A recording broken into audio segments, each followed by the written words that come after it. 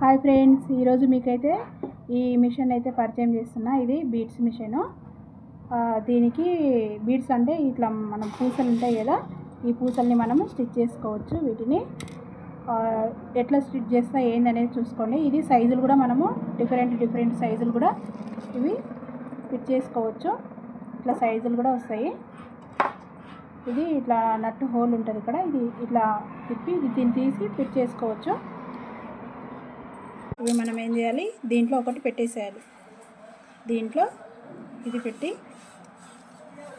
పూసని ఇటు సైడు పెట్టేసి ఇట్లా మనం డిజైన్స్ బ్లౌజులు కానీ ఏమైనా ఉంటాయి కదా, వాటికి